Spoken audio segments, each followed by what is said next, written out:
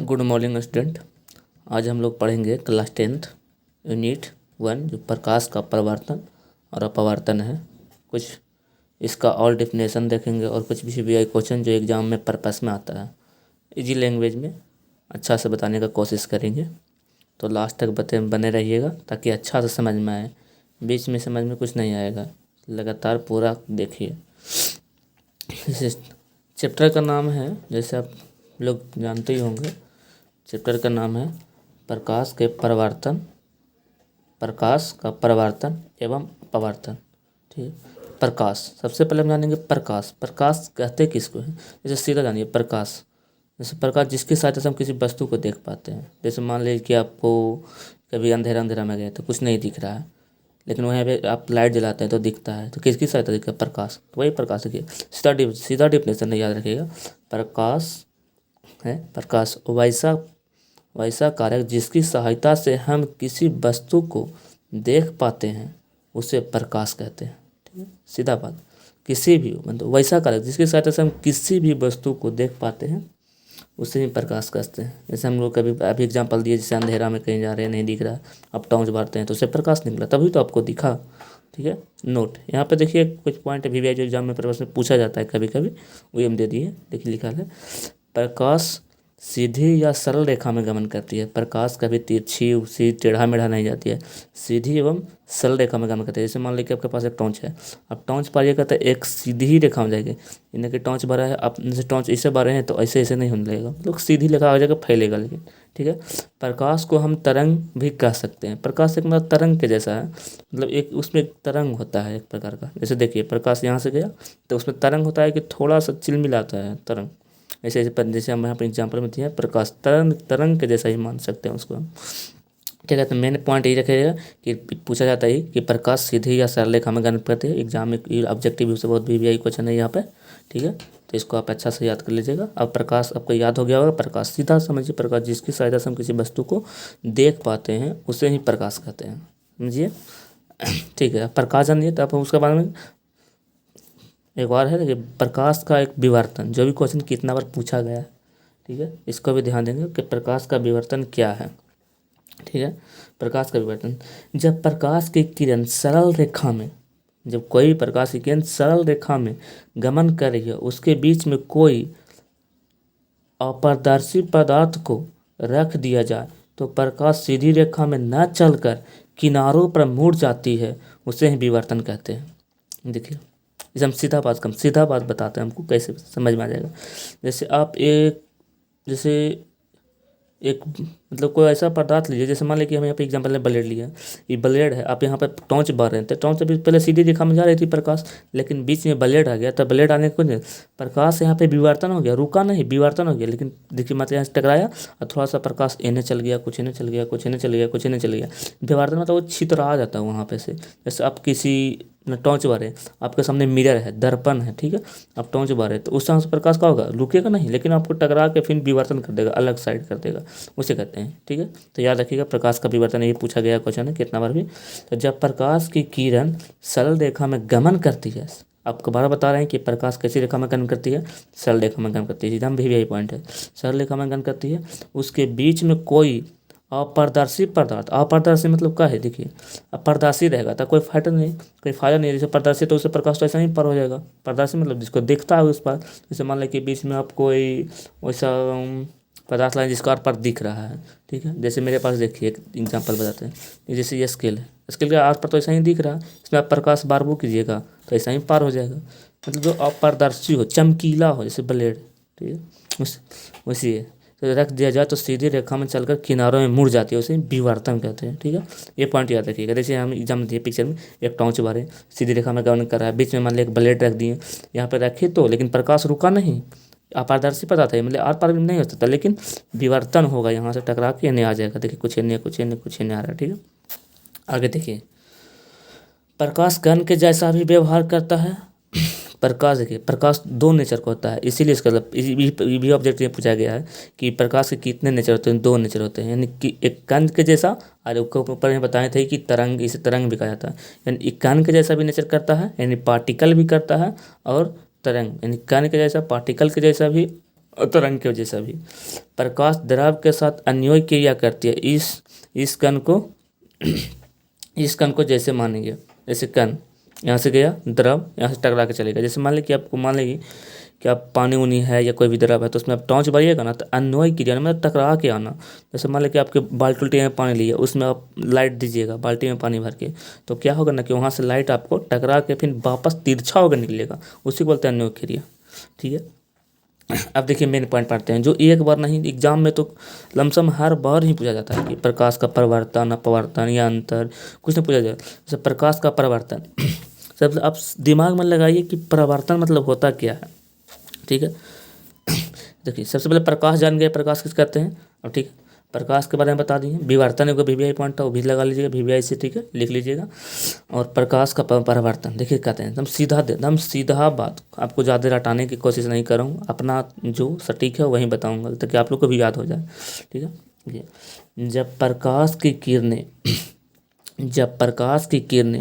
चमकीले या परावर्तक पृष्ठ से टकराती है, जब प्रकाश की किरणें चमकीले या परावर्तक पृष्ठ से टकराती है तो वह पुनः उसी माध्यम में वापस आ जाती है, उसे प्रकाश का परावर्तन कहते हैं। जैसे समझिए कोई एक चमकीला पदार्थ है, मान लें कि सामने में एकदम हमको पास मिरर है, ऐनक रखल है, ठीक है, दर्पण रखल है, या फिर परावर्तक पृष्ठ हो, यानी वैसा पृष्ठ हो जिसका मतलब परावर्तक जिसका आसपास नहीं जाना, मैं चिकना हो एकदम, ठीक है, और नहीं आर पार नहीं जाना था, पेस्ट परिवर्तक पेस्ट।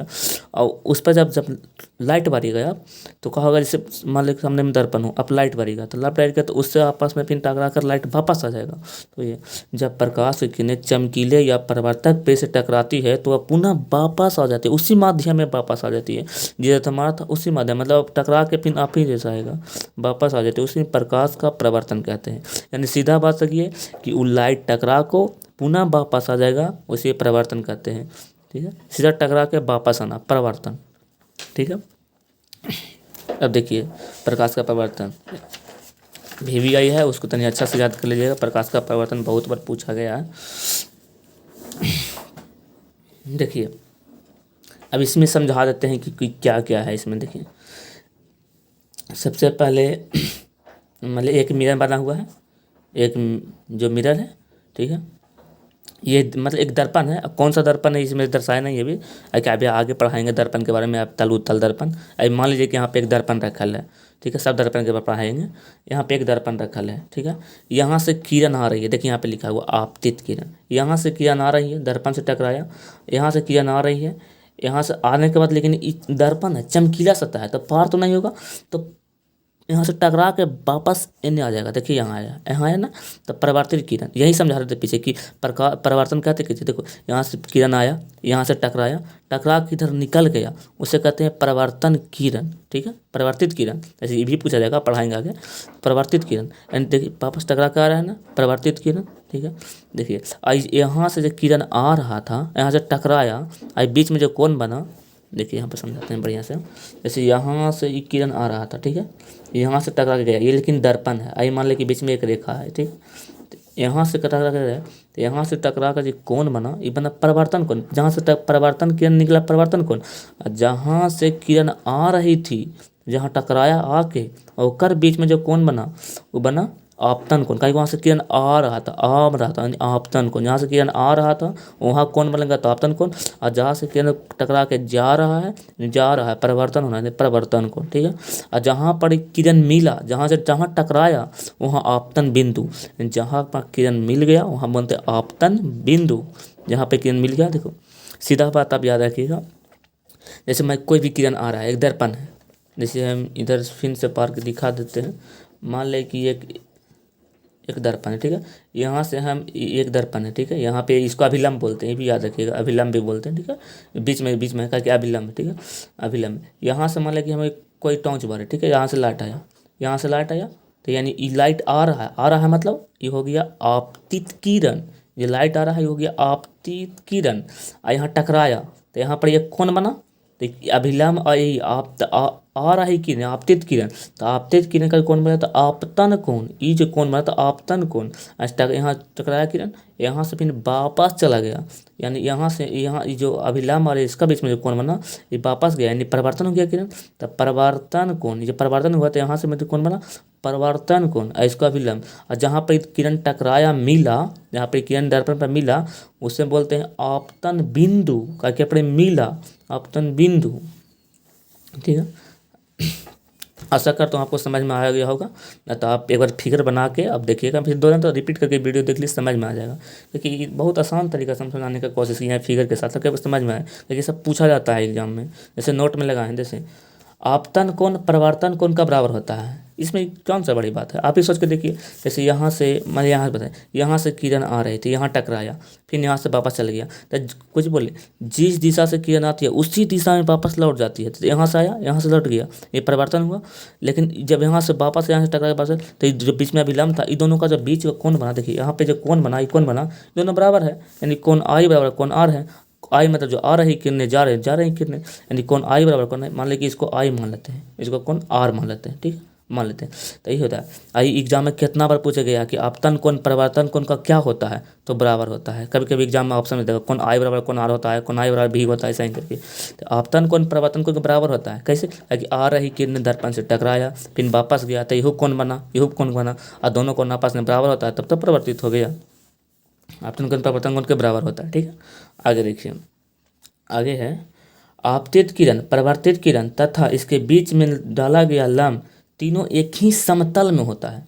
ये भी आप ही का समझ में एकदम आप ही का जैसा है, कुछ नहीं है। देखो, आपतित किरण परिवर्तित किरण तथा आपतित किरण, देखिए आपतित किरण परिवर्तित किरण तथा बीच में डाला गया लंब तीनों एक ही समतल में। आप ही देखिए, ये एक इस समतल है, इधर तो कुछ नहीं है, इधर इस साइड में तो कुछ नहीं है, इधर आपतित किरण यही समतल में है, अभिलंब भी यही समतल में है, परिवर्तन भी वही समतल में। तो आप ही बताइए तीनों कौन सा है, एक ही समतल में है ना। तो बस क्या लिखे हैं, आपतित किरण परिवर्तित किरण तथा इसके बीच में डाला गया लंब तीनों एक ही समतल में होता है। क्वेश्चन भी ऑब्जेक्टिव में पूछा जाता है कि आपतित किरण परिवर्तन किरण तथा बीच में डाला गया लंब तीनों क्या होता है, एक समतल में होता है, दो समतल में होता है, इनमें से कोई नहीं, ऐसे करके पूछेगा। ठीक है, तब ध्यान याद कर लीजिए।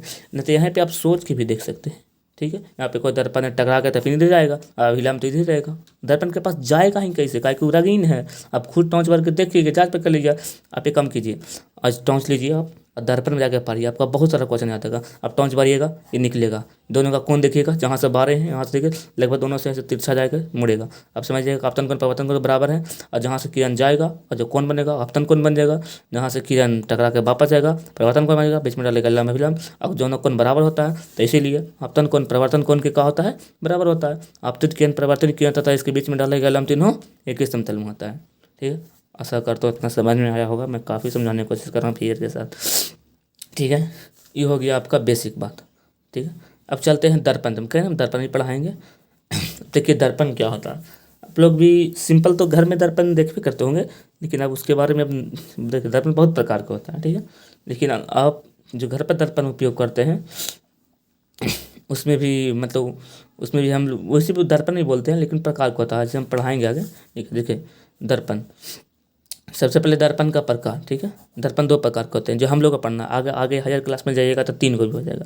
ठीक है, आप ऐसा बात नहीं कि मेरा मास्टर 2 को बताया है 3 को आप 2 को बता रहे हैं, ऐसा बात नहीं है। जो आप लोग का सिलेबस में वो 2 है, इसलिए हम 2 बता रहे हैं। एक है दर्पण का प्रकार, एक समतल दर्पण, एक गोलीय दर्पण। ठीक है, एक समतल, ये भी आगे जाकर विभाजित होगा, वो पढ़ाएंगे। एक है समतल दर्पण, एक है गोलीय दर्पण। ठीक है, देखिए समतल दर्पण, समतल दर्पण कर रहा है सीधा, एकदम सीधा बात, कोई इसमें लॉजिक का बात नहीं है, जो हम बता रहे हैं एकदम सीधा बात समझिएगा। जिसका प्रवर्तक सदा सीधा एवं सपाट होता है, इसका नाम पकड़िए ना, समतल दर्पण, कितना इजी है। समतल मतलब प्लेन, जिसका प्रवर्तक सदा सीधा हो, सीधा मतलब एकदम एकदम सीधा, मतलब कोई रुखा खबर नहीं, सीधा एकदम सपाट, सपाट मतलब एकदम चिकना, एकदम समतल सपाट। इसको आप देखते, जिसका प्रवर्तक सीधा एवं प्लेन या चिकना भी लिख सकते हैं, चिकना उसे ही समतल दर्पण कहते हैं, ऐसे भी लिख सकते हैं। ठीक है, समतल दर्पण जिसका प्रवर्तक सतह सीधा हो तथा सपाट हो, यानी समतल हो, जी सपाट जिसका प्लेन हो उसे समतल दर्पण कहते हैं। देखिए समतल दर्पण का कैसा रहेगा थी, तो सदा मतलब एकदम सीधा रहेगा, ऐसे परल रहेगा, ये हो गया समतल दर्पण। कौन किसी खास बात है, समतल दर्पण। ठीक है, ये हो गया समतल दर्पण का डिफिनेशन। अब गोलीय दर्पण देखिए, लेकिन गोलीय दर्पण दो गो होता है। गोलीय दर्पण देखिए जैसे बताते हैं, जैसे एक गोलीय है तो गोलीय दर्पण का दो विभाजन बांटा है, बीच में से काट दिया गया तो इसमें दो दो दर्पण बना। गोलीय दर्पण से मिलकर दो दर्पण बना, एक बना उत्तल दर्पण, एक है अवतल दर्पण, जो मोस्ट भी है आपका एग्जाम में। समतल दर्पण तो कभी कभी नहीं, लेकिन उत्तल और अवतल का अंतर या इसका उपयोग बहुत बार पूछा गया। तो उत्तल और अवतल, इसका देखिए हम कन्फ्यूजन दूर कर देंगे। उत्तल, अब उत्तल दर्पण कैसे पकड़िएगा, अवतल दर्पण मतलब जैसे कि अब पकड़ने के बाद छोड़िए, आप तो एग्जाम में पढ़ सकते हैं। ठीक है, तो देखिए उत्तल यानी जिसका भाग उठा हुआ हो, ऊ से उठा, ऊ से उठा, जिसका भाग उठा हुआ हो, उठा हुआ भाग पेंट नहीं हो जाए, जिसका भाग उठा हुआ हो। जैसे ये देखिए इधर दर्पण उत्तल दर्पण है, क्या इधर भाग नहीं है, उठल है, यानी कुछ नहीं है, उठल है, इसका अंदर रंगल है तो उठा यानी भाग उठल है, तो उठा हुआ भाग जिसका रहेगा उसका उत्तल, और जिसका धंसा हुआ भाग है जिसके अंदर धंसा हुआ इसको बाहर है, अंदर धसल है, अंदर पेंट नहीं है। कि ये देखिए ये है ना जो पेंट है, इसका मतलब पेंट समझिए आप, इसका मतलब पेंट समझिए। बताएंगे किसका पेंट होता है, भी पूछा जाता है कभी कभी आपका एग्जाम में। ठीक है, इसका मतलब पेंट है। जैसे जैसे इधर पन का इधर पेंट कर दे, जिन्हें उठल है उन्हीं पेंट कर दिया, तो देखे करने गड्ढा हो देने तो ये अवतल हो गया, और ये गड्ढा देने पेंट कर दिया तो उठल है, तो जो देखे करने तो उठल देने तो उठल देने उतल हो गया। ठीक है, तो देखिए इन्हीं प्रतिबिंब बनेगा। ठीक है, एरा में इन्हें प्रतिबिंब बनेगा। ठीक, तो जी सबसे पहले समझिए गोलीय दर्पण दो होता है, एक उत्तल एक अवतल। उत्तल कैसे पड़ेगा, जिसका प्रवर्तक सतह उठा हुआ, उठा यानी जिन्हें ऊंचा रहेगा उन्हें नहीं पेंट रहेगा, उन्हीं पेंट करेगा, देखेंगे नहीं, इसलिए उस इतना समझिए ऊस से उठल, ये ठीक है ऐसे याद रख लीजिएगा, याद रहेगा। और ऊस से उठल पकड़ा गया तो से यहाँ अपने पकड़ा जाएगा।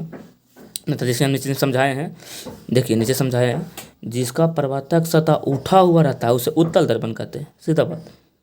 ठीक है, और जिसका प्रवर्तक सतह धंसा हुआ रहता है उसे अवतल दर्पण कहते हैं। जिसका प्रवर्तक सतह धंसा हुआ रहता है उसे क्या कहते हैं, अवतल दर्पण कहते हैं। ठीक है, सबका डिफाइन करके आप अच्छा से बताएंगे, टेंशन न लीजिए, सब याद रहेगा। आप अभी जितना बता रहे हैं उतना आप पढ़िए।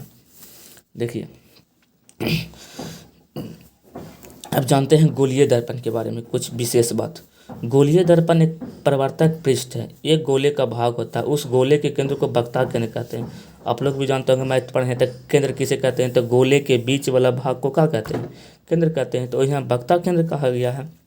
देखिए जैसे मान लो कि ये गोला है, तो इसका बाहर रंग गया, तो बाहर रंग गया तो यहाँ पे बताइए आपका, आप ही बताइए कमेंट करके कि बाहर रंग गया है तो कौन सा मतलब दर्पण होगा, ये बताएं। जिसका बाहर रंग नहीं धस गया तो धस गया, तो उठा हुआ को ऊ से उत्तल होता था, ऊ से उठा हुआ था, इसमें बाहर में नहीं रंगा होता, यू हो गया उत्तल, ये हो गया अवतल, सीधा याद हो गया। ठीक है, देखिए इसका मेन जो पूछा था कि वक्ता त्रिज्या, देखिए वक्ता ये हो गया, यह वक्ता केंद्र का कि बीच में, देखो बीच वाला भाग को केंद्र कहते हैं, आप लोग भी पता है।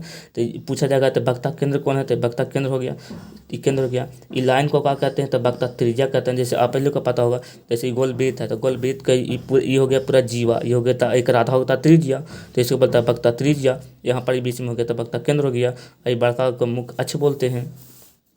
आगे देखिए VVI लगाया हुआ है, क्योंकि एग्जाम में आ चुका है बहुत बार। ठीक है, देखिए प्रवर्तक सतह या प्रवर्तक पृष्ठ के मध्य बिंदु को ध्रुव कहते हैं।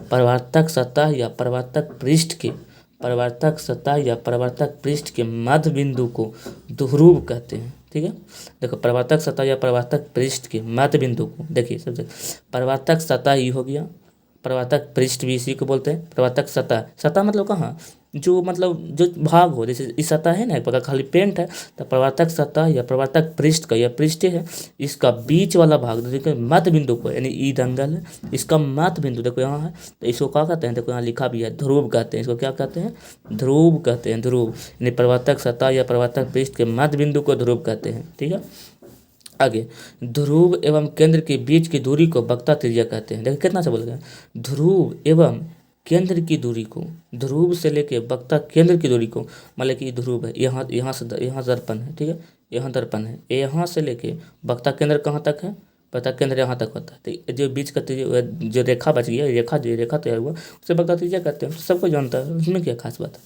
ठीक है, ये जो बेसिक जो ऑब्जेक्टिव पूछा जाता है, इसमें ऑब्जेक्टिव पूछा जाता है, ध्यान रखिए कि ध्रुव कराए कि ध्रुव एंड केंद्र से बीच की दूरी को, बीच में खींची गई रेखा को वक्ता त्रिज्या कहते हैं। ठीक, आगे है अवतल एवं उत्तल दर्पण का मुख्य फोकस। याद करिए। देखो अवतल एवं उत्तल दर्पण बहुत अच्छा बात है, यहाँ पे एक्सप्लेन करने का आएगा आपका 6 नंबर में क्वेश्चन ही आता है अवतल एवं उत्तल दर्पण के बारे में। ठीक है, आपस में बताते हैं। देखिए अवतल और उत्तल दर्पण के बारे में आप ये वाला वीडियो को फिर से देखिएगा, समझ में आ जाएगा। बहुत अच्छा बात हम बताए, इजी लैंग्वेज में लिखा ताकि आपको याद करने में दिक्कत ना हो। अवतल एवं उत्तल दर्पण का मुख्य फोकस, सबसे पहले देखते हैं अवतल के लिए। अवतल दर्पण का मुख अक्ष के समांतर। देखिए अवतल दर्पण का मुख्य डिफिनेशन पूछा जाता है, मुख्य फोकस एग्जाम में बहुत बार पूछा गया कि प्रीवियस अगर जो आप देखिए आप एग्जाम देने वाला है तब आपका जो बड़े भैया जो एग्जाम दिए उससे क्वेश्चन लीजिए, देखिए कि कैसा क्वेश्चन पूछा जाता है, आप उसको पढ़िए। देखिए जैसे अवतल दर्पण के लिए, अवतल दर्पण का मुख अक्ष के समांतर जो किरणें जाएगी वह किसी एक बिंदु पर प्रतिच्छेद करेगी या गुजरेगी, जिसे ही अवतल दर्पण का मुख्य फोकस कहते हैं। समझे? अब जैसे सबसे पहले आप ही बताइए, हम अभी पढ़ रहे हैं अवतल दर्पण का मुख्य फोकस। तो सबसे पहले अवतल दर्पण, तो दिमाग में आना चाहिए अवतल दर्पण। अवतल दर्पण यानी जिसका भाग गड्ढा हो, गड्ढा हुआ यानी उठा हुआ भाग पेंट होगा। देखिए उठा हुआ भाग पेंट है, उठा हुआ भाग पेंट है तो हो गया यहाँ पे अवतल दर्पण। ठीक है, तो क्या करा है, अवतल दर्पण का मुख अक्ष के समांतर जो किरणें जाएगी। देखो अवतल दर्पण के मुख मतलब जैसे एक मुँह, जैसे मान लीजिए यहाँ पर मुख है, उसका समांतर, समांतर मतलब सीधा। तो अवतल दर्पण के देखो मुख अक्ष के समांतर किरणें जा रही है ना, अवतल दर्पण के मुख अक्ष के समांतर किरणें जा रही है, सीधा सीधा सीधा गया। तो अवतल दर्पण के मुख अक्ष के समांतर जाएगी किरणें एक बिंदु पर प्रतिच्छेद करती है, कुछ करती है, एक बिंदु पर प्रतिच्छेद करती है, प्रतिच्छेद करेगी या गुजरेगी। ठीक है, यहाँ से प्रतिशत किया तो ये को बिंदु से यहाँ से गुजरेगा। ठीक है, यहाँ से गया मतलब दूर है गुजारे हैं तब ना पता चलेगा कहाँ गुजारा है। यहाँ से गया, यहाँ टकरा के आ गया, तब कि बताएं तो कि इसका पेन तो सटा है तो अपने अपने लौट के आएगा। फिर यहाँ से गुजारे तो ये भी गया यहाँ लौट के, और जहाँ मिला मतलब एक लाइट एने से बाहर है, एक लाइट एने से बाहर है, आप भी लाइट बार सकते हैं जितना लाइट बारी है। तो एक लाइट यहाँ से बाहर तो ये न मुड़ गया, यहाँ से बाहर एक मिनट, और जहाँ दोनों मिला इसी को तो बोलते हैं अवतल दर्पण का मुख्य फोकस। देखिए अवतल दर्पण का मुख्य फोकस के समांतर जो किरणें जाएगी वह किसी एक बिंदु पर प्रतिच्छेद करेगी, किसी एक बिंदु पर प्रतिच्छेद करेगी या गुजरेगी, जिसे ही अवतल दर्पण का मुख्य फोकस कहते हैं। इसी को तो मुख्य फोकस कहते हैं। ठीक, नोट में से पूछा गया इसमें देखिए 4 नंबर का या आपका 4 नंबरिया में या 5 नंबरिया में इसमें क्वेश्चन आता है, ध्यान दीजिएगा आप। ठीक है, नोट पॉइंट में देखिए F and P focus, F मतलब होगा फोकस। देखिए यहाँ इसका नाम है फोकस है, पोल सब के बारे में बताएंगे। जैसे आप ही नहीं तो आप ही बताते हैं कि जहाँ पे मतलब ये दोनों किरण मिली, मतलब एक टॉर्च यहाँ से मारे, एक टॉर्च यहाँ से मारे, ये मतलब यहाँ से फोकस मारे, यहाँ से फोकस मारे, और जहाँ पे दोनों फोकस मिल गया उसे कहते हैं फोकस। इसको एफ से, पी मतलब pole, pole P P P P denote किया जाता है पोल यानी ध्रुव को लिए। ठीक है, ये ध्रुव के लिए हो गया। वक्ता त्रिज्या, सी मतलब वक्ता त्रिज्या। देखिए आ कहते हैं एफ एंड पी यानी फोकस एंड पोल के बीच की दूरी को फोकस दूरी कहते हैं।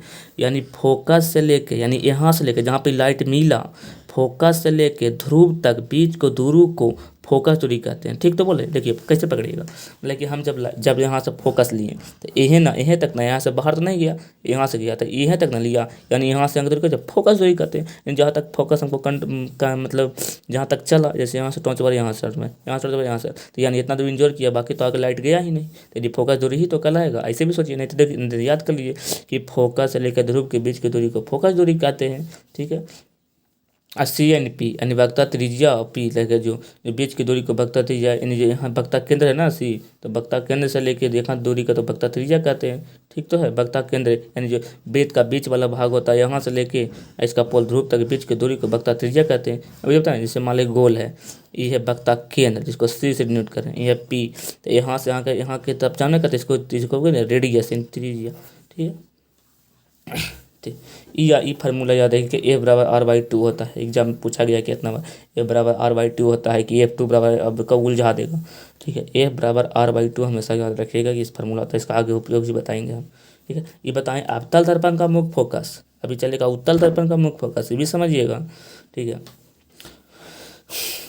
इससे उत्तल के लिए देखिए, उत्तल दर्पण के लिए सबसे पहले आप इमेज कीजिए कि उत्तल, उत्तल मतलब उठा, उत्तल मतलब उठा, यानी उठा देने पेंट नहीं रहेगा, मतलब उठा पेंट नहीं रहेगा। देखिए उठा पेंट नहीं है, उधर पेंट नहीं क्यों रहेगा। अब देखिए इसमें क्या कहता है, मुख अक्ष के समांतर कोई किरण जा रही है, जेबे करेगा कोई भी मुख अक्ष के समांतर, तब तो हमको देखो ऐनक के किरण देंगे पीछे से कि आगे से, तो आगे से आगे ने मुख तो ना हो जाएगा। अब पीछे से देखेंगे तो उसका कुछ देखेंगे, पीछे काट तो का देखेंगे, वही ना है, वही है दर्पण। दर्पण का किरण से आगे से, तब मुख अक्ष के समांतर कोई किरण जा रही हो, ठीक है, कोई किरणें जा रही तो दूसरी ओर एक बिंदु पर प्रतिच्छेद करते हुए प्रतीत होगी। प्रतीत, प्रतीत मतलब लगेगा, ऐसा होगा नहीं, प्रतीत होगा, एक बिंदु पर प्रतिच्छेद होते प्रतीत होगा, उससे ही उत्तल दर्पण का मुख फोकस करते हैं। जैसे मान लीजिए कि हम इधर से लाइट बारे, इधर से लाइट बारे, लेकिन ये भाग उठल है, वो भी भाग उठल है। जैसे अब तल दर्पण में भाग धंसा हुआ है, तो धंसा हुआ है तो कोई भी भाग धंसा तो एंगल बना के निकल जाएगा, लेकिन ये भाग उठल तो यहाँ पड़ेगा तो इन्हें भाग जाएगा, यहाँ पर इन्हें भागेगा, कि ये भाग उठा हुआ है, यहाँ टकराएगा तो इधर भागेगा, एने से भागेगा तो इन्हें भागेगा। लेकिन एने से इन्हें भागता है, कहीं पर तो को परिच्छेद करेगा ना, तो हम कल्पना करेंगे, कल्पना कि देखिए यहाँ पे जा रहा तो ये मान लें कि यहाँ टकराता तो ऐसे जाता, यहाँ पर मारे हैं तो ऐसे जाता, जहाँ पे परिच्छेद किया वहाँ पे कहते हैं, इसी को बोलते हैं उत्तल दर्पण का मुख। लेकिन करता नहीं, मतलब ऐसा माना जाता है। देखो यहाँ पर निकले, मुख अक्ष के समांतर कोई किरणें जा रही तो दूसरी ओर एक मुझ को प्रक्षितित करती हुई प्रतीत होगी, प्रतीत दम होगा नहीं, प्रतीत होगी, यानी ऐसा लगेगा, होगा, उसे हम उत्तल दर्पण का मुख फोकस कहते हैं। यानी यहाँ तक समझ में आ रहा होगा कि एक टॉर्च बारेंगे मुख फोकस के का ना कि निरंगल है, ठीक है, एक कितनी जाएगी, लेकिन ये भाग उठा हुआ है तो आपको पता है कि कोई भाग ज़्यादा मतलब गेंद जैसे जैसे मान लें कि आपको कोई सा गोल भाग लीजिए, उस पर कुछ मारिएगा तो छिटक जाएगा, इन रिटर्न नहीं आएगा, ठीक है। तो यहाँ से कौन बना, लेकिन कौन बना, लेकिन एक बिंदु पर मिल रहा है, तो ऐसा हम महसूस करें कि इस बिंदु पर मिलेगा, उसे मुख फोकस कहेंगे, ठीक है। अब देखिए आपको इतना इजी वे में समझ आ रहे हैं, ठीक, कम से कम एक दो बार आप इसे देखिए, समझ में आ जाएगा। अपने से कोशिश कीजिए, देखिए जो लिखा हुआ है सब अपना वर्ड में लिखें ताकि आपको समझ में आए, ठीक है। वीडियो को लाइक और शेयर भी कर दीजिए, हम लोग खाली वीडियो देखते हैं। देखिए आपको समझाते हैं कुछ और इम्पोर्टेंट पॉइंट। देखिए समतल दर्पण द्वारा प्रतिबिंब बनना, देखिए एग्जाम में तो ऑब्जेक्ट में भर भर के पूछता है कि समतल दर्पण से कैसा प्रतिबिंब बनता है, उत्तल दर्पण से कैसा प्रतिबिंब बनता है। अपना हमको कंठस्थ हम ऐसा बताएंगे, ठीक है, आपको याद हो जाएगा, ठीक है। अब खाली आप रेगुलर बना लीजिए, वीडियो बीच में छोड़िएगा तो आपको नहीं समझ में आएगा, ठीक है। देखिए समतल दर्पण द्वारा बनना प्रतिबिंब, समतल दर्पण, अब समझिए कि एकदम दर्पण समतल है, एकदम चिकन, न उठल है और ना धसल है, उठल मतलब उत्तल और धसल मतलब अवतल, एकदम चिकना है, चिकना मतलब आप समझिए कि समतल है, ठीक है। तो समतल दर्पण में देखिए, मान लीजिए यहाँ पे कोई एक आदमी खड़ा है, ठीक है, इसका हम नाम दे देते हैं, कुछ नाम दे बोलिए आप ही लोग, जैसे हम नाम दे देते हैं मुनिया, ठीक है, किसी का नाम होगा तो सॉरी, ठीक है, मुनिया, यहाँ पे मान लीजिए कि मुनिया खड़ा है, ठीक है, यहाँ पे मुनिया खड़ा है, समतल दर्पण है, मुनिया खड़ा है। तो आप ये ध्यान रखिएगा एक बात कि दर्पण में कोई भी प्रतिबिंब देखने के लिए आपके चेहरा पर लाइट होना चाहिए, दर्पण पर नहीं। आप ये बात को हमेशा नहीं, तो आप आज आप दर्पण में जाकर देख लीजिए, अब एकदम आपको मतलब कि एकदम अंधेरा रूम में चले जाइए और दर्पण पर लाइट बार के अपना चेहरा देखिए, नहीं दिखेगा, और अपना चेहरा पर लाइट बार के अपने दर्पण में देखिए, दर्पण अंधार भी रहेगा तब दिखेगा। तो ये ध्यान रखा है कि प्रकाश टकरा के आपको चमका देगा, आप दिखिएगा कैसे, ठीक है। तो देखिए मान लीजिए यहाँ पे ये खड़ा है, यहाँ पे ही है, पहले डेफिनेशन पढ़ते हैं, आपको समझा देंगे कैसे क्या होता है। नोट, सबसे पहले समतल दर्पण में क्या होता है, समतल दर्पण में प्रतिबिंब हमेशा आभासी बनता है, एकदम याद रखें, समतल समतल है, समतल में प्रतिबिंब, इसे पर्दे पर प्राप्त नहीं किया जा सकता है, पर्दे पर प्राप्त मतलब कि इसका कहीं भी इमेज नहीं प्राप्त किया जाता, इसमें प्रतिबिंब सीधा बनता है, आकार के बराबर बनता है। देखिए जैसे एक तो ये समतल दर्पण है, समतल है, एकदम सीधा नहीं उठल ना, तो आप जैसा जैसे मुनिया जैसा खड़ा है एकदम वो ऐसे नहीं फिगर बनेगा, एकदम सीधा का एकदम समतल है, कोई ना छोटा ना बड़ा, कहीं कि जैसा मुनिया था वैसा मुनिया इन्हू है, लो इन्हू का नाम दे देते हैं मुनिया, ठीक है, जैसा मुनिया इन्हें था वैसा मुनिया इन्हू बने, मतलब यहाँ पे महसूस होगा। देखो हम बार बार बताएं कि दर्पण के पीछे प्रतिबिंब बनता नहीं है, मतलब ऐसा सोचते हैं, इमेजिन करते हैं, मतलब कि प्रतिबिंब तो यहीं पर ही नहीं बन रहा होगा आईने पर ना, लेकिन हम यहाँ पर नहीं दर्शा सकते, लेकिन पीछे बता रहे हैं कैसा होगा।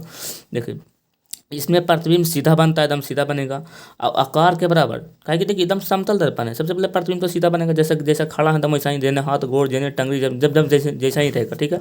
आकार के बराबर, जब जितना बड़ा है जितना छोटा होता है वो उतना ही ये बनेगा, ठीक है। जितना मुनिया है उतने मुनिया इन्हू बना है, ठीक है, उतने ही बड़ा का। अब आगे देखिए, इससे पर्दे में प्राप्त नहीं किया जाता है, इसको हम पर्दे में प्राप्त नहीं कर सकते, ठीक है। और इसमें प्रतिबिंब हमेशा आभासी आभासी प्राप्त होता है। आभासी मतलब इसमें मतलब हमको इमेज होता है, इसमें आप सटीक इमेज नहीं बना सकते हैं, ठीक है। आप ई वाला पॉइंट याद रखिए कि सीधा बनता है, कैसे सीधा बनता है बता देगा कि चिकना है, आकार के बराबर बनता है और आभासी बनता है। ऐसे पर्दे में प्राप्त नहीं किया जा सकता, इसे हम ऑब्जेक्टिव में भर भर के पूछता है, ठीक है। आप कंठस्थ कर लीजिएगा इसे। ये हो गया अवतल दर्पण का, अरे समतल दर्पण का, सॉरी समतल दर्पण। समता मतलब सीधा, सीधा मतलब उसमें प्रतिबिंब एकदम जैसा रहेगा मुनिया के वैसने बनेगा, ठीक है, ये ध्यान दीजिएगा। और प्रतिबिंब सीधा आकार के बराबर बनेगा। ऐसे पर्दे पर प्राप्त नहीं किया जा सकता है, इसका प्रतिबिंब हमेशा आभासी होता है, ठीक है। अब देखते हैं अवतल दर्पण द्वारा प्रतिबिंब कैसा बनता है, ठीक है। अवतल दर्पण द्वारा प्रतिबिंब, जैसे हम पहले ही बता चुके हैं, अवतल मतलब जिसका भाग धंसा हुआ है, और धंसा हुआ में लाइट मारेंगे तो नीचे आएगा, ऊपर तो जाएगा नहीं, उठा में तो ऊपर जाएगा, तो धंसा हुआ में तो नीचे मिलेंगे। और दो गो लाइट मारेंगे, एगो एने से मारेंगे एगो ओने से मारा है, तो एगो एने से मारा तो यह टकरा के यहाँ से यहाँ गया, ये टकरा के यहाँ से यहाँ गया, तो जहाँ पर लाइट मिला वहाँ पे कुछ बनेगा, इसका मुनिया का फिगर, मुनिया का बनेगा फिगर, का कि जहाँ पे लाइट बनेगा। हम क्या बोले, जहाँ पे यहाँ पे प्रकाश नहीं चाहिए हमको, आईना मतलब दर्पण पर नहीं, हमको फिगर में प्रकाश चाहिए। देखिए मैंने क्या लिखा है इसमें इसमें प्रतिबिंब वास्तविक प्राप्त होता है, सही बात है, काहे कि वही सबसे पहले अवतल दर्पण है। अवतल दर्पण में हम प्रकाश अगर जो है वो करेगा तो एक बिंदु पर मिलेगा, एकदम पक्का मिलना ही मिलना है, काहे कि टकरा के इधरे आएगा, अब मिलेगा तो यहाँ पे प्रतिबिंब तो बनवे करेगा, काहे कि जहाँ पे लाइट रहेगा वहाँ पे तो फिगर दिखेगा, अब लाइट नहीं तो फिगर कहाँ दिखेगा। अभी बता चुके कि प्रकाश वैसा करेगा जिसके कारण किसी वस्तु को देख पाते हैं, तो वहीं यहाँ पे लाइट मिलेगा। इसमें प्रतिबिंब वास्तविक प्राप्त होता है, यानी जैसा मतलब वास्तविक प्राप्त होता है। इसे पर्दे पर प्राप्त किया जा सकता है, काहे कि प्रतिबिंब बन रहा है, इसे पर्दे पर प्राप्त कर सकते हैं। इसमें प्रतिबिंब वास्तविक का उल्टा होता है, हाँ इसमें समझिएगा प्रतिबिंब, इसमें प्रतिबिंब उल्टा बनता है। उल्टा मतलब कैसा उल्टा, उसका देह गोड़ नहीं पलट जाएगा, नहीं कि मुड़ी ऊपर नीचे नहीं, मतलब आपको हाथ राइट वाला रहेगा तो ऐनक में देखिएगा तो लेफ्ट में जाएगा। आपको जैसे आप मतलब जैसे आप ऐनक के सामने खड़ा हो जाइए, अब आप राइट या लेफ्ट वाला कान पकड़िए, अब ऐनक में देखिए लगेगा वो राइट वाला पकड़ रहा है, आप लेफ्ट वाला पकड़िएगा, तो मतलब वैसा पार्श्व उल्टा उसको बोलते हैं, मतलब उल्टा नहीं पार्श्व उल्टा बनता है, ठीक है।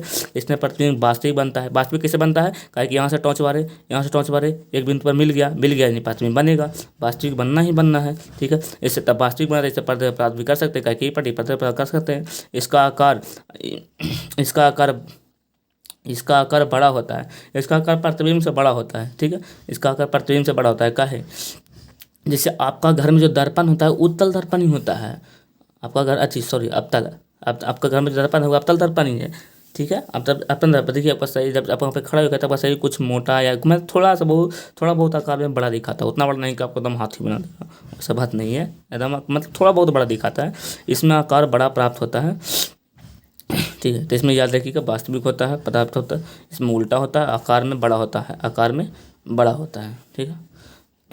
अवतल दर्पण का किरण आरेख, ठीक है। अवतल दर्पण की किरण कुछ खास नहीं है, लेकिन बात ये है कि कभी कभी पूछ देता है तो आप लोग ध्यान लिखिएगा। देखिए हम बार बताएं कि जैसे अवतल मतलब धंसा हुआ रहेगा, अंदर देखो धंसा हुआ है ना, ठीक है। यहाँ से किरण आरेख जा रही है तो शायद कुछ होगा, धंसा हुआ है तो नीचे आएगा, जहाँ पर मिलेगा उसे क्या कहते हैं, फोकस। और दोनों बीच दर्पण के बीच वाले भाग को क्या कहते हैं, ध्रुव, ये हम याद कर लीजिए। असीम जहाँ जहाँ पे इसका बिंदु है यानी वक्ता केंद्र, और यहाँ से यहाँ की दूरी का वक्ता त्रिज्या, फोकस से लेकर यहाँ से फोकस दूरी। जब प्रकाश समांतर रेखा में गमन करती है तो एफ से गुजरती है, हाँ भी वही बात पूछा गया, एफ से मतलब फोकस। जब प्रकाश समांतर में गुजरती है अवतल दर्पण के लिए, ये ध्यान रखिएगा, अवतल जब अवतल दर्पण के लिए प्रकाश एक समांतर रेखा में गुजरेगा तो कहाँ जाएगा, एफ से गुजरेगा, क्यों, कि धंसा हुआ भाग में टकरा कर नीचे आना है, उठा हुआ रहेगा तब ना होने जाता था, धंसा हुआ नीचे आएगा, ठीक है। तो नीचे आएगा तो यानी इसका यानी यहाँ पे जहाँ पे मिलेगा, जहाँ पे प्रकाश मिलेगा यानी फोकस, यानी हम इसका फोकस देंगे, और जहाँ पे हमको फोकस जहाँ पे देखना वहाँ पे दिख गया था यानी फोकस, ऐसा सिंपल याद रखिए, ठीक है। यानी जब प्रकाश की किरणें समांतर रेखा, हम बार बोले कि प्रकाश की किरणें समांतर रेखा में गमन करती है, ऑब्जेक्टिव में भी पूछता है, जब प्रकाश की किरणें समांतर रेखा में गमन करती है तो वह एफ मतलब फोकस से गुजरती है, ठीक है। अब समझिए होंगे।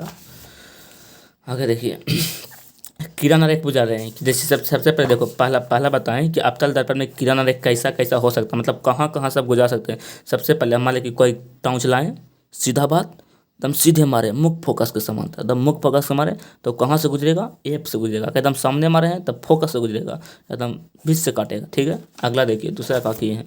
दूसरा किए हैं, जब किरण एप से गुजर रहा हो तो किरण समांतर हो जाता है। लेकिन क्या करें कि अभी हम का किया, अभी हम टॉर्च को ओने से ना मार के जहाँ से कट रहा था वहाँ से बारे, यानी फोकस से, यानी यहाँ से बारे। तो यहाँ से जब बारेगा तो यहाँ से सीधा गुजर जाता है, यानी कुछ कहता है जब कोई किरण एप, जब कोई किरण फोकस है, यानी जब कोई किरण एफ मतलब फोकस है, जब कोई किरण एफ मतलब जब कोई टॉर्च हम एफ से गुजार रहे हैं, यानी कोई टॉर्च हम फोकस से बाहर रहे हैं, फोकस से बाहरेंगे तो कुछ होगा, एक समांतर सा निकल, यहाँ का यहाँ टकराएगा फिर यहाँ निकल जाएगा। सीधा बात तो है, जब यहाँ से बाहर रहे थे तो ऐसे जा रहा था, जब यहाँ से बाहरेंगे तो ऐसे जाएगा। ठीक है, अगर देखिए जब कोई किरण सी मतलब वक्ता केंद्र, जैसे वृत्त है तो सी से बाहर है, जब वक्ता केंद्र तो जब मान लीजिए देखिए यहाँ से बाहर एकदम निशाना लेके तो कहेगा हमरा से पंगा, फिर मार देगा तोरे, का दम दोनों दम आमने सामने मिल के मारा। बक्सा केंद्र, केंद्र मतलब क्या होता है, बीच छीम, मतलब जैसे वृत्त है, वृत्त का बीच की दूरी, बीच की दूरी तो अगर बीचे में आ गया है तू नए बीचे में, बीचे मतलब कुछ ही एकदम बीच वाला भाग, बीच वाला तो कुछ किया। सी मतलब होता है वक्ता केंद्र, आप हिंदी में लिख सकते हैं, हम इंग्लिश में शॉर्ट मतलब जगह का मैंने लिखे। तो जब कोई किरण वक्ता केंद्र से होकर गमन करती है तो अब वापस उसी रास्ता से, मतलब उसी से सी मतलब वक्ता केंद्र से गुजर जाती है। जैसे मान लो कि वक्ता केंद्र यहाँ से आप टॉर्च मारेगा, इतना ना वो जो दर्पण है वो भी सोचेगा अच्छे बीच में आके पंगा ले रहा, रुको हम तोड़ा देते, बस इन्हें से राम भिड़ गया दोनों। ठीक है, तो यानी मंगनी वक्ता केंद्र क्या मतलब बीच है, जब बीच से मारेगा तो फिर वापस जहाँ से आया वहीं चल जाएगा, ताकि न आगे नहीं आगे खड़ा है न पीछे खड़ा है, कहाँ खड़ा है, खड़ा है बीच में, बीच में खड़ा है तो दोनों तो बराबर है आपस में, लड़ जाओ लड़ गया। ठीक है, तो आप याद रखिएगा कि इसमें किरण रेख एगो एफ से गुजरा, एगो ई से गुजरा। ठीक है, नोट, प्रतिबिंब का निर्माण अवतल दर्पण में, देखो प्रतिबिंब का निर्माण अवतल दर्पण में कहाँ कहाँ कर सकते हैं, सबसे पहले मतलब कहाँ कहाँ रख सकते हैं। अवतल दर्पण में हम 6 जगह वस्तु को रख कर बना सकते हैं, मतलब अवतल दर्पण को हम कहाँ कहाँ वस्तु को रख सकते हैं, इमेज कर सकते हैं 6 जगह, 6 जगह, 6 जगह। देखो सबसे पहले कि इन्फिनिटिव, इन्फिनिटिव मतलब अनंत पर, मतलब बहुत दूर, कितनों दूर हम मतलब अनंत रख सकते हैं। फिर होता है कि इन्फिनिटिव, सी मतलब देखो सी मतलब हमारा बता रहे हैं शॉर्ट लिखे इसलिए, मतलब वक्ता केंद्र, यानी अनंत और वक्ता केंद्र के बीच में, मान लें कि कितनों दूर हो लेकिन हम वक्ता केंद्र से बीच में रखेंगे तब। फिर सी और एफ मतलब फोकस, यानी वक्ता केंद्र और फोकस के बीच में कोई चुंबुआ यानी कोई मुनिया का खड़ा कर। देखो सबसे पहले इन्फिनिटिव, इन चाहे तो वस्तु को इन्फिनिटी में रखेंगे, अनंत पर रखेंगे तो बताएंगे क्या होगा, और चाहे तो वस्तु को, देखो ये एक स्टेज हो गया, यानी पहला बार अनंत पर चाहे तो फिगर के रख सकते हैं, दूसरा बार एकर और एकर बीच में, यानी अनंत और वक्ता केंद्र के बीच में मुनिया को खड़ा करेंगे। मान लो कि जैसे यहाँ पे आ गया हमर मुन्नी रानी, ये अपना बाल को श्रृंगार रही है नक में देख के। ठीक है, देखो अब क्या कहता है यहाँ पे, सबसे पहले इसमें कितना होता है, 6 जगह हम वस्तु को रख सकते हैं अवतल दर्पण के लिए। ठीक है, 6 जगह कहाँ कहाँ बताते हैं। सबसे पहले इन्फिनिटी बनाने अनंत पर, कहूँ भी रख दो, अनंत है। अगला है अनंत और वक्ता केंद्र के बीच में रखेंगे, ये हो गया मुनिया। यहाँ पहले मुनिया यहाँ खड़ा था जहाँ हमको दिख भी नहीं रहा था, कहाँ है पता नहीं, खोज रहे थे कहाँ क्या, बाल झाड़ो स्कूल जाना है। दूसरा बार मुनिया कहा ठीक है आ रहे हैं झाड़ेंगे, लेकिन हमको नहीं दिख रहा तो थोड़ा और भीरी गया, और भीरी कहाँ गया तो कहा केंद्र और एक बीच में गया मुनिया खड़ा हो गया। दूसरा स्टेज में यहाँ मुनिया खड़ा हुआ, दूसरा स्टेज हो गया ये कहना अब यो हमारा ना दिख रहा है, तब फिर मुनिया और भीरी गया, यानी सी मतलब वक्ता केंद्र, सी मतलब वक्ता केंद्र तब मुनिया गया। फिर कहाँ गया, सी मतलब वक्ता केंद्र, यानी तीसरा स्टेज पर गया, तो तीसरा स्टेज पर गया तो मुनिया कुछ दिख न रहा है, कहेगा तो कहा कि हम बताएं कि जहाँ वक्ता केंद्र का होता है कि यहाँ से देखेगा तो फिर वापस लौट जाएगा, कहेगा ना अब यो हमको नहीं दिख रहा है। तब फिर कहाँ गया, एक बीचे में गया, छोटा बीचे में जाएगा तब मुनिया बीचे में गया, तो यानी वक्ता केंद्र और फोकस के बीच में मुनिया गया, यानी चौथा स्टेज हो गया। तो ये इसको दिखा, वैसे बात नहीं दिखा, लेकिन कहना अभी साफ नहीं दिख रहा है, आगे जान में करते हैं मुनिया लड़की है, लड़की का तो फैशन जान में करते हैं, एकदम बाल तो श्रृंगार भी करेगी। ठीक है, तो अपना बाल श्रृंगार ना हमारा और अच्छा से दिखना चाहिए, अच्छा फिर गया तब क्या करना, फोकस वे पर जाएंगे, एकदम फोकस पर गया तो दिखा, बढ़िया से दिखा, लेकिन कहा ना थोड़ा सा और भी चल जाते हैं, थोड़ा सा और भी गया ना तब फोकस और पोल, पी मतलब फोकस और पोल के बीच में गया, फोकस और पोल के बीच में गया तो इसको बढ़िया दिखा। इसका आगे तो जा नहीं सकता कि बता इनक भी है, तो इनकवा में घुस जाएगा थोड़े। अब कहा अब तो झड़ना पड़ेगा यहीं से, दिखे चाहे ना दिखे, तो दिखे चाहे ना दिखे तो जाओ। तो ये पाँचवा था, ये छठा था, यानी मुनिया को 6 जगह रहना था, लेकिन इसको बाल दूर से नहीं संगा, नहीं समझ में आ रहा था, एकदम भीड़ ही गया। ठीक है, तो ये याद रखिएगा कि अवतल दर्पण में प्रतिबिंब को हम कितने जगह रख के बना सकते हैं। एग्जाम में पूछा जाता है ऑब्जेक्टिव में, तो 6 जगह, 6 जगह। सबसे पहले इन्फिनिटी पर, देखिए सबसे पहले अनंत पर, मतलब अनंत मतलब कहीं भी रख सकते हैं एकदम दूर, कितना दूर अनंत पर। दूसरा है अनंत और वक्ता केंद्र के बीच में। तीसरा है वक्ता केंद्र पर। चौथा है वक्ता केंद्र और फोकस के बीच में। फिर पाँचवा है फोकस पर। फिर छठा है फोकस और पोल के बीच में। आकर आगे का पोलवे पर चलिए, मैं तो जनेबे ना करते। अब अनकवे में घुस जाएगा तो कैसे जनेगा और बताओ। तो आप ही ऐनक में जाके भेरी में देखिएगा तो जनाएगा, दूर से देखिए तो ना कम से कम, तो यहाँ से जनाया। ठीक है, अब देखिए यहाँ भी लगाए हैं जो पूछा हुआ है आपको, देखिए वेरी वेरी इंपॉर्टेंट, यानी बहुत महत्वपूर्ण क्वेश्चन। ठीक है, बहुत महत्वपूर्ण क्वेश्चन। देखिए क्या लिखा है, अगर वस्तु को अनंत पर रखा गया हो तो उसका प्रतिबिंब फोकस पर बनता है। कहाँ बनता है? फोकस पर। यानी वस्तु को अनंत पर, यानी कहाँ रखा गया पता नहीं, लेकिन जब वो बनेगा उसका फोटो तो हमेशा वो कहाँ से गुजरेगा? फोकस से ही गुजरेगा।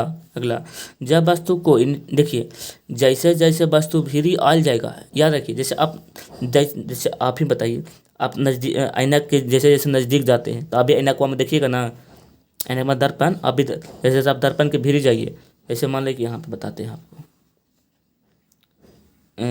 ये हो गया हमार दर्पण, आई हमार हो गया इन्हें से मुनिया, हमारे मुनिया नीचे खड़ा, आई खड़ा है हाथ में कंघी लेके, काहे कि इसको झाड़ना है बाल। देखिए तो ये मुनिया के तो बन रहा था फिगर, यहाँ पे मुनिया झाड़ रहा है हमारे बाल। ठीक है, देखिए क्या होता है, हम बताते हैं कि अब नज़दीक के दर्पण में देखिएगा कि जैसे नज़दीक जाइएगा ना, जैसे जैसे भीड़ जाइएगा तो ये फोटो लगेगा कि आपका भीड़ आ रहा है, जिसमें पिक्चर बन रहा है, इसमें जिसमें फोटो बन रहा है वो भी लगेगा। अब दूर जाइएगा तो ये भी लगेगा, दूर जाइएगा तो उसी हिसाब से फिगर बनता है। जब वस्तु अनंत पर हो ना तो फोकस से बनता है। अब देखिए, जब वस्तु अनंत और फोकस के बीच में हो तो पहले फोकस से बन रहा था, यानी देखिए पहले यहाँ खड़ा था, पहले मुनिया हमारे पहला पर खड़ा था, कहाँ नहीं दिख रहा है, तो पहला पर खड़ा था तो यहाँ फोटो बन रहा था फोकस पे, यानी यहाँ पर ही फोटो बन रहा था। तब कहाँ नहीं, अब एक बीच में जाएंगे, अब एकड़ और एकड़ बीच में जाएंगे तो एकड़ इन्हें फर्स्ट स्टेज घाट का, यानी यहाँ गया तो यहाँ फोटो तो घसकेगा, ये भिरिया में गया तो इहू और भिरिया में आएगा।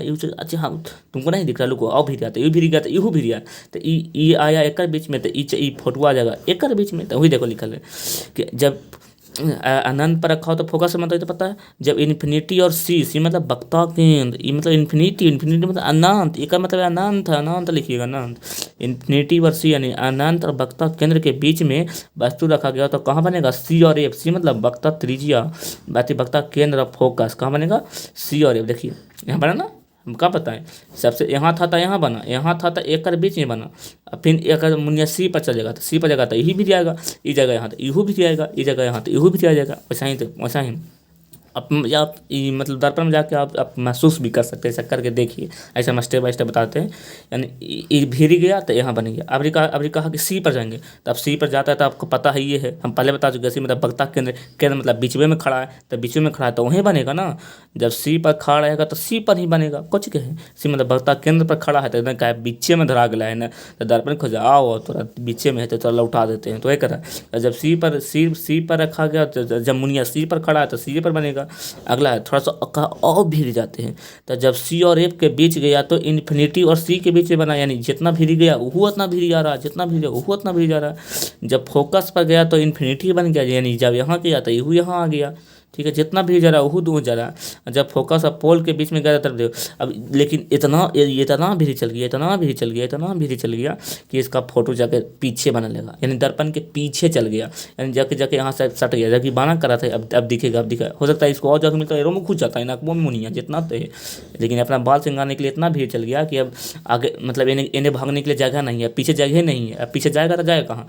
तो जो प्रतिबिंब था वो कहाँ? दर्पण के पीछे बन गया, यानी काल्पनिक, यानी कुछ ये जब फोकस और पोल मतलब कहाँ, जब यहाँ तो हम दर्पण के साथ टाल फोकस और पोल के बीच में है ना, तो बीच में दर्पण के कहाँ चल गया? पीछे बन गया, क्योंकि आगे जाके खत्म हो गया तो चल गया पीछे। ठीक है, आशा करता हूँ आपको समझ में आ रहा होगा, क्योंकि प्रतिबिंब से हम समझाने की कोशिश कर रहा हूँ, बहुत मेहनत से अपना से लिखा हूँ। ठीक है, आप लोग लाइक कीजिए, आप लोग लाइक नहीं करते हैं, खाली वीडियो देखते हैं।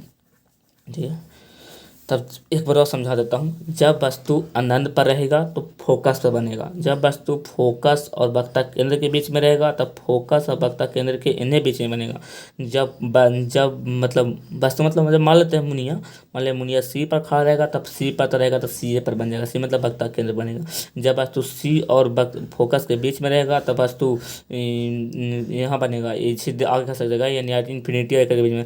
जब वस्तु फोकस पर बनेगा, फोकस पर रहेगा तो इन्फिनिटी पर बनेगा। और जब वस्तु फोकस और पोल के बीच में रहेगा तो जगह ही खत्म हो गया, पीछे इन्फिनिटी खत्म हो गया, तब आगे चले हुए दर्पण के पीछे चल गए। ठीक है,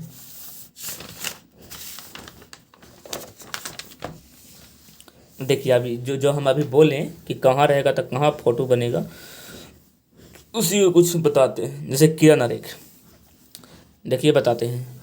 मान लो कि ये हमर मुनिया, ठीक है, ये हमर मुनिया। हमर मुनिया सबसे पहला स्टेज में क्या बताए थे, ये पहला स्टेज है, यानी पहला फोटो कहाँ खड़ी था हमारा मुनिया, इन्फिनिटी यानी अनंत, इसको लिख सकते हैं अनंत, इसको लिख सकते अनंत। अनंत मतलब बहुत दूर खड़ा है। तो जब मुनिया अनंत पर खड़ा है तो उसका फोटो हम बताए थे कहाँ बनेगा, फोकस पर। काहे कि जब अनंत तक रहते यहाँ लाइट मारेगा, यहाँ आएगा, यहाँ से मिलेगा, तो बन गया फोकस पर। फोकस पर बनेगा, लेकिन कई सारे को फोकस पर बना, तब वस्तु से छोटा प्रतिबिंब प्राप्त होगा। क्योंकि एक तो अनंत पर था, कितना दूर है हमको कुछ लौक न रहा है। अनंत जब इन्फिनिटी मतलब का अनंत, जब आदमी अनंत पर है तो उसका फोटुआ कैसे बनेगा आपका बताएं। दर्पण का जितना दूर रहिएगा उतना छोटा, जितना भीड़ रहेगा उतना बड़ा। ठीक है, तो वस्तु के प्रतिबिंब का छोटा कि अनंत पर अनंत तन्नी को बनेगा, यहाँ पे तन्नी को फोटो आएगा। मुनिया मतलब यहाँ पर बड़का हुआ है ना, तो मुनिया तन्नी हो जाएगा। ठीक है मुनिया। अगला देखिए, जब वस्तु इन्फिनिटी और सी करने का मतलब क्या बताइए।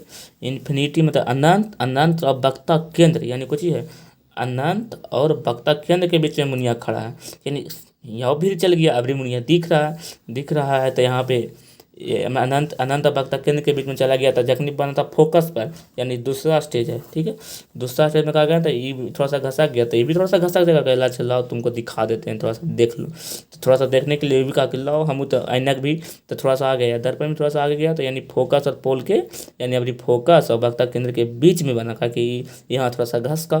फिर तीसरा स्टेज में कुछ ये सी पर गया, तो यहाँ गया था एक पे बन गया वापस, जहाँ जहाँ था वहीं खड़ी। देखो मान ली सी पर खड़ा था, हमारे बतख केंद्र पर खड़ा था, तो यहाँ से टकराया, यहाँ से टकराया, यहाँ से टकराया, यहाँ नहीं, यही बन गया फोटो लेकर। ठीक है, इसी तरह सबका किरण आरेख पारा हुआ है, सी और एफ करेगा तो कहाँ बनेगा, मतलब पाने के लिए समझाए हैं खाली, इतना आपको एग्जाम में नहीं, इतना नहीं पूछता, मतलब समझाने का कोशिश की है चीज़। ठीक है, देखिए यहाँ पे सी में सी सब कुछ पा दिए, फोकस और पोल। देखिए दर्पण के पीछे अब मुनिया इतना भीड़ चल गया कि जगह ये नहीं बजा, तो क्या करेगा, जाओ दर्पण पीछे चल गया, यहाँ पे मुनिया अपना पीछे बाल संगार रहा है। ठीक है,